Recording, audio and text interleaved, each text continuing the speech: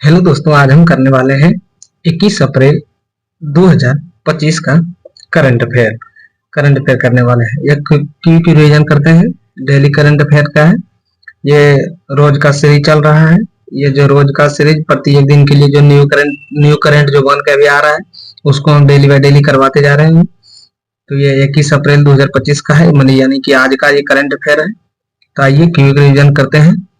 प्रत्येक दिन जानिए नए नए करंट अफेयर के बारे में, नए नए क्वेश्चनों के बारे में। तो आइए शुरुआत करते हैं।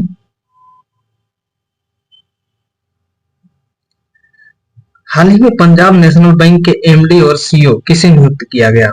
यानी पंजाब नेशनल बैंक के एमडी और सीईओ जो है किसे नियुक्त किया गया है।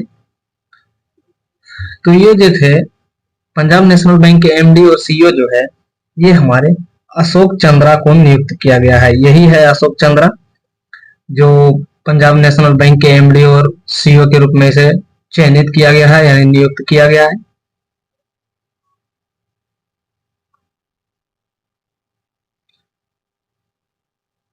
अशोक चंद्रा, अब देखिए अशोक चंद्रा जो है पंजाब के नेशनल बैंक के एमडी और सीईओ के रूप में नियुक्त किए गए हैं। अशोक चंद्रा अतुल कुमार गोयल के स्थान लेंगे, यानी इसके स्थान पे जो है ये अतुल कुमार गोयल है। ये अतुल कुमार गोयल के स्थान पे अशोक चंद्रा ने जगह मतलब अपना स्थान लिए हैं। इससे पहले जो है अशोक चंद्रा जो है केनरा बैंक के कार्यकारिणी निदेशक थे। उन्हें 3 साल के लिए कार्यकाल के लिए नियुक्त किया गया था।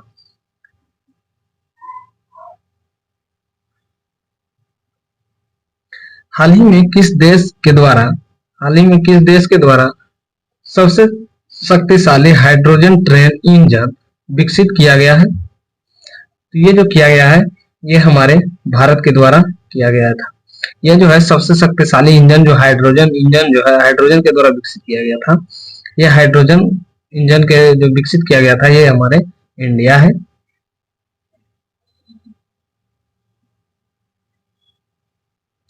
हाल ही में भारत के मुख्य न्यायाधीश संजीव खन्ना ने किसे सुप्रीम कोर्ट के जस्टिस के तौर पर शपथ दिलाई। यानी हाल ही में जो भारत के मुख्य न्यायाधीश जो राजीव खन्ना ने है, किसे सुप्रीम कोर्ट के तौर पर सुप्रीम कोर्ट के जस्टिस के तौर पर नियुक्ति दिलाई। ये है हमारे राजेश खन्ना, संजीव खन्ना। और ये जो है ये हमारे विनोद चंद्रन है। यानी कि राजेश खन्ना ने जो विनोद चंद्रन को जस्टिस के तौर पर शपथ दिलाई, ये जस्टिस के तौर पर इन्हें शपथ दिलाई है। हाल ही में किस राज्य सरकार ने सिंगापुर में स्थित संगठनों के साथ 8 समझौते ज्ञापन पर हस्ताक्षर किए थे। तो ये जो है हमारे उड़ीसा के सरकार ने किया था। यह जो है हमारे उड़ीसा के सरकारों ने 8 समझौते ज्ञापन पर जो है हस्ताक्षर किए थे। अब देखिए उड़ीसा के जो मुख्यमंत्री है, ये मोहन चरण मांझी है। और सिंगापुर के जो राष्ट्रपति थे सानू गुमर रत्न की मौजूदगी में भुवनेश्वर में यह जो है समझौता ज्ञापनों पर हस्ताक्षर किया गया था। दोनों के बीच जो कौशल विकास, हरित ऊर्जा और औद्योगिक पार्क विकास सहित विभिन्न क्षेत्रों के सहयोग के लिए जो है यह ज्ञापन पर जो है हस्ताक्षर किया गया था।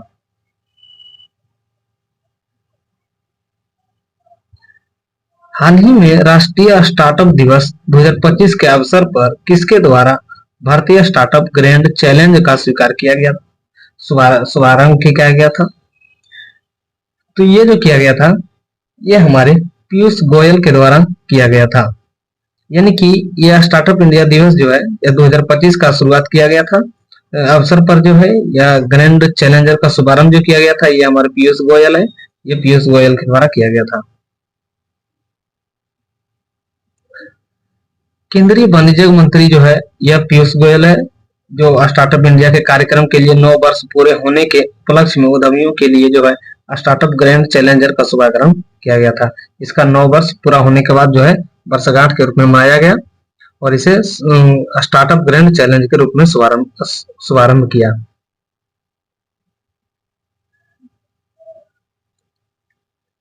हाल ही में विदेश मंत्री एस जयशंकर और भारत में अमेरिकी राजदूत एरिक गारस्टी के द्वारा किस शहर में नए अमेरिकी वाणिज्यिक दूतावास का उद्घाटन किया गया? यह जो किया गया था यह बेंगलुरु में किया गया था।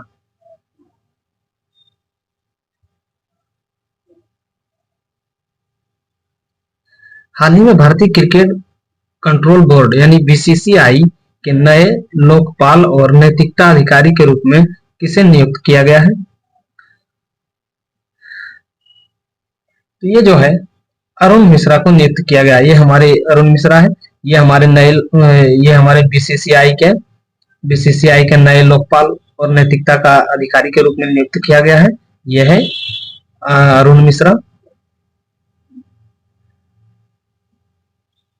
हाल ही में इरेडा, एसजीबीएन और जीएमआर और एनआईई ने किस देश के ऊपरी कर्णपाली जल विद्युत परियोजना के लिए एक साझेदारी समझौते पर हस्ताक्षरित किए थे? तो यह जो किया गया है यह नेपाल के द्वारा किया गया था। यह जो है नेपाल के द्वारा किया गया था। हाल ही में किस देश ने ओडिशा के भुवनेश्वर में एक फिनटेक हब स्थापित करने के लिए एक समझौते ज्ञापन पर हस्ताक्षर किए हैं? यानी किस देश ने उड़ीसा जो फिनटेक जो स्थापित हब स्थापित करेंगे या उड़ीसा के भुवनेश्वर में करेंगे या किसने समझौते पर हस्ताक्षर किए थे? यह जो है सिंगापुर ने किया था। हाल ही में केंद्रीय मंत्रिमंडल ने राष्ट्रीय इस्पात निगम लिमिटेड के लिए कितने करोड़ रुपए का पुनरुद्धार की योजना की मंजूरी दी गई है? यह जो है 11,440 करोड़ का जो है मंजूरी दिया गया है। यह 11,440 करोड़ का मंजूरी दिया गया है। दोस्तों आज का था टॉप 10 करंट अफेयर। तो फिर मिलते हैं नेक्स्ट वीडियो में नेक्स्ट करंट अफेयर के लिए। तब तक के लिए धन्यवाद।